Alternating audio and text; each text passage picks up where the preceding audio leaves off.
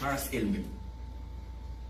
Parce que la France a une garantie sur le CFA de la part de ses partenaires à cause des accords de Bretton Woods qu'ils avaient eu. Vous savez que le dollar avait été considéré par eux tous, accepté par eux tous comme la principale monnaie d'échange et que les autres se définissaient par rapport au dollar. À l'époque, ils ont essayé de maintenir une parité fixe avec le dollar et que le dollar avait pour mission de maintenir une parité fixe avec de l'or. Vous voyez qu'il y a toujours une matière première quelque part. Mais quand je regarde les écrits de quelqu'un comme John Henry Clark, parce que dans toute chose, il y a ce qu'on appelle un rapport de force. Absolument. Et à un moment donné ou à un autre, nous aurons à montrer un peu de nos muscles. Absolument. Que ce soit John Henry Clark ou Arthur Lewis, ils ont fait des études, ils vous disent que si l'Afrique ferme ses portes pendant 6 mois, l'Europe s'écroule. Économiquement. Les États-Unis pourront résister peut-être une année, mais vont s'écrouler. Vous comprenez maintenant pourquoi tous ces pays sont en Afrique et cherchent à récupérer l'Afrique. Donc, ayant de tels leviers, on doit pouvoir se mettre des garde-fous pour négocier. Parce que si on met ces choses en place, on contrôle nos biens, la France n'a pas d'autre choix que de venir négocier. Donc, par rapport au CFA et même au régime, nous ne sommes pas en position de faiblesse, nous sommes en position de force. Mais qu'est-ce qui manque? C'est ce que Marcus Garvey a appelé que le pire des virus que l'Occident a introduit en Afrique, c'est la désorganisation.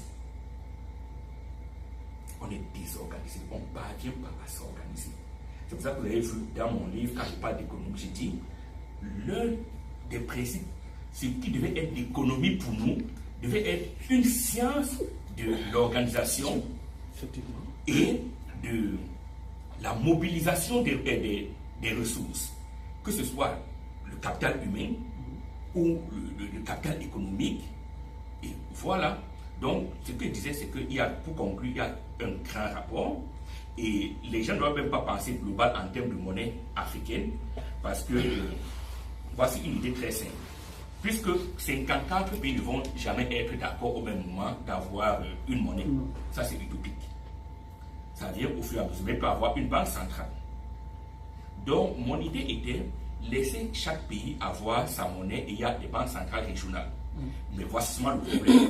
Au niveau régional, vous maintenez une parité fixe de vos monnaies avec des échanges sans taux d'intérêt. Ça veut dire quoi? Ça revient en gros à dire que vous avez la même monnaie. La même monnaie. Vous le faites au niveau régional et les régions gèrent entre elles de la même façon. À la fin, tous les pays africains ont la même monnaie.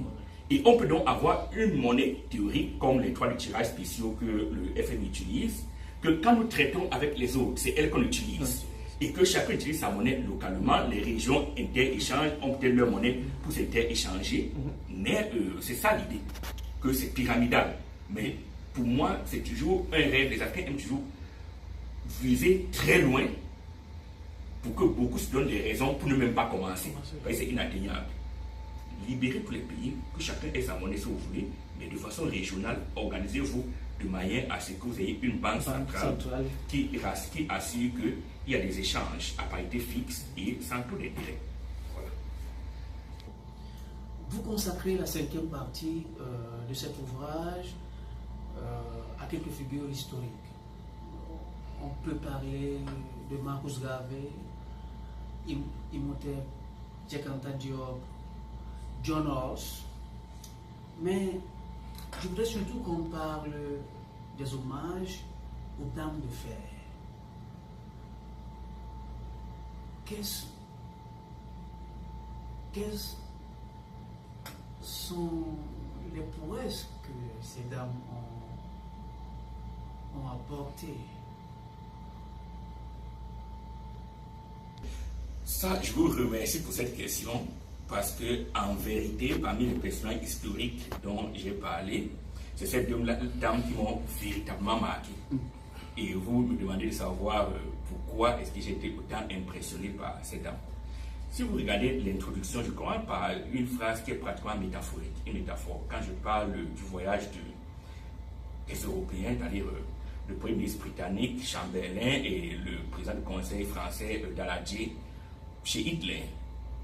pour sauver ce qu'ils ont appelé la paix. Il est vrai qu'aujourd'hui, avec des nouveaux historiens, on se demande même en vérité qui voulait la guerre et qui ne la voulait pas. Mais ce n'est pas de ça que nous parlons, nous sommes dans l'histoire officielle. Ils ont sauvé, comme ils disent, la paix. Quand ils sont rentrés chez eux, ils ont été accueillis en héros, en particulier Chamberlain. Mais en Angleterre, Churchill a quand même lancé à Chamberlain cette phrase à l'aéroport. Entre la lâcheté et la guerre, vous avez choisi la lâcheté, mais vous obtiendrez la guerre. Vous savez que j'ai embrayé en disant, nous avons eu des dames en Afrique qui, elles, ont choisi la guerre pour essayer d'obtenir la paix et le respect. Et c'est ces deux dames. La reine Dinga de l'Angola, elle a lutté pendant 30 ans contre les colons et les esclavagistes, en fait. C'est pour ça que son royaume était un sanctuaire où les Africains venaient se protéger pour éviter d'être déportés. Et ce royaume n'a été vaincu qu'après sa mort. Elle a lutté pendant 30 ans. C'est pour ça qu'elle m'a marqué par son courage. Et la deuxième partie, c'est la reine-mère Ya Ashantiwa du royaume Ashanti, qui est un royaume aujourd'hui au Ghana, parce que j'ai envie quand même d'apporter une petite précision que le Ghana actuel n'est pas le royaume, n'est pas situé où le royaume Ghana était. Le royaume historique du Ghana était situé entre le Sénégal et la Mauritanie, avec comme capitale Kumbi-Sali. Et c'est une vision de Kwame Nkrumah, dans sa vision, qui a décidé de nommer son pays le Ghana. Et vous voyez qu'il y a une étoile noire sur le drapeau qui est le Black Star, en hommage à un des personnages qu'on appelle Marcus Garvey. Parce que le Black Star Line était la ligne de transport que Marcus Garvey avait créée pour relier l'Afrique, les Caraïbes et les Amériques. Donc, pour revenir, il y a Ashantiwa. C'était quoi le problème au royaume Ashanti? Le gouverneur d'Angleterre voulait que le roi Pempré lui donne le tabouret d'or, qui est le symbole même de ce peuple. Il a refusé. On l'a déporté aux îles Seychelles. Maintenant, il y a une réunion. Les hommes qui, eux, sont habitués à la bourgeoisie, sont très accommodants. Et la reine-mère, Ya Ashantiwa, est dans cette réunion. Elle dit, non, messieurs, que si vous, les hommes, vous refusez d'agir, nous, les femmes, nous le ferons. Nous allons combattre jusqu'à ce que la dernière d'entre nous tombe sur le combat. Nous ne pouvons pas permettre que notre roi soit humilié de la sorte. C'est à cause de son discours fort que le royaume Ashanti est entré en guerre contre la Grande-Bretagne. Elle a fini par être déportée, elle aussi aux îles Seychelles. Mais la bonne chose est que quand vous revisitez tous les sites de l'esclavage, si vous allez au Ghana aujourd'hui, et à la case où elle a vécu, vous pouvez visiter la case où elle a vécu. Go. Alors, j'ai noté que dans votre appendice, vous avez parlé de quelques philosophes classiques africains. Je note par exemple Akhenaton. Je note aussi Imhotep. Oui, Méditerranée, doivent. C'est très intéressant. Et également, je constate que votre biographie est très fournie.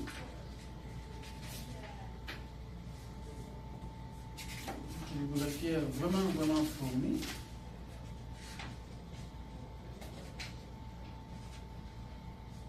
« 28 bibliographies. Oui, 28 livres directs et beaucoup de références, c'est vrai. Parce que pour parler d'un sujet aussi délicat, il faut présenter les faits. Oui, comme je disais, pour parler d'un livre aussi délicat, il faut présenter les faits. Et le problème pour moi n'est pas que les gens croient à ce que je dis. Ce n'est pas ça l'objectif, parce qu'on n'enferme pas la connaissance dans des dogmes.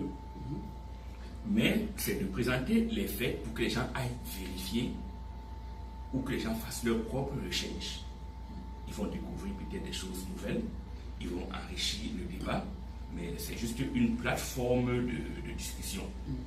C'est la raison pour laquelle l'ouvrage a été écrit, pour qu'on puisse avoir un ensemble d'éléments qui nous permettront dans le futur de comprendre les problèmes africains, de les analyser d'après une perspective africaine et de pouvoir nous-mêmes trouver nos propres solutions à nos problèmes. Et c'est ce que Marcus Garvey disait, que l'un des objectifs c'est self-reliance, c'est-à-dire que vous pouvez croire à vous-même. Vous pouvez vous fier qu'à vous-même pour sauver, pour régler vos problèmes. Voilà. Donc, c'est un livre très intéressant. Merci beaucoup, monsieur Paul Ekima. C'est un livre très intéressant et c'est un livre que je recommande à tout Africain et à tout panafricaniste. Monsieur Ekima, comment faire pour se procurer ce livre? Ce livre est actuellement en vente sur Amazon. Ceux qui vivent aux États-Unis ou en Amérique du Nord, c'est $15,99. Il est aussi sur Amazon Europe, France et ainsi de suite. En Europe, je crois c'est 13 €, moins de 14 € qu'on le fait. Et il sera bientôt disponible dans les librairies en Afrique. Nous travaillons dessus et le moment venu, les gens seront informés. Merci beaucoup. Je vous en prie.